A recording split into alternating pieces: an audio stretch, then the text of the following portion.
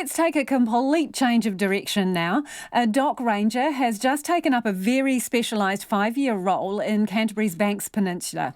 Oscar Ashton's new full-time job is hunting wily possums that have learnt how to climb concrete power poles. Our reporter Katie Todd has the story.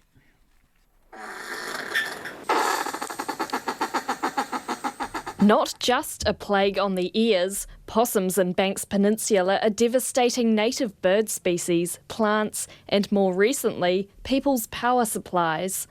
Possums caused 54 power outages on electricity lines company's Orion's network last year, and about a quarter were in Banks Peninsula. Possum guards are fitted on the company's wooden power poles, but the mischievous marsupials are now climbing concrete poles, causing high-voltage electrical arcs and knocking out power to hundreds of homes and businesses.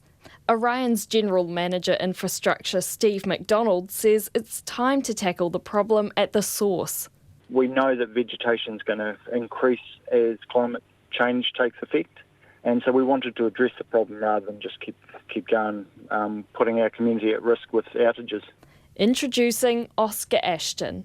The dock ranger based in Banks Peninsula has a dedicated new truck and will be focusing on possum control full-time for the next 5 years. With sponsorship from Orion, Mr Ashton says his job will include trapping, using toxin and bait stations, and running trapping workshops for the community. So I'll be working on planning both pre and post monitoring before any control. I'll also be planning the control as well. I think for the first 3 years we're going to be concentrating on the wild side, but dedicated towards eradicating possums across the whole of the peninsula. DOC's already pledged to make Banks Peninsula predator-free by 2050 by working with 11 other councils and community groups. The burgeoning possum population poses a major threat to forest canopies, and they're known to feed on native birds, fruits, flowers and buds, even raiding the nests of tui, kereru and piwakawaka or fantails.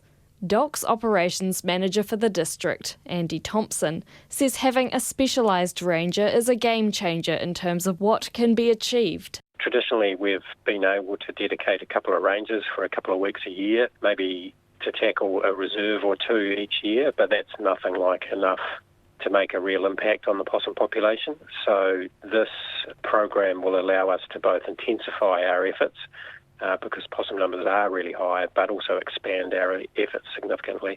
Overnight, Mr Ashton caught 4 possums in traps at the Kaituna Reserve. He's hoping to inspire many more backyard possum captures, something he says anyone can do by purchasing any sort of trap or borrowing one from the Banks Peninsula Trap Library.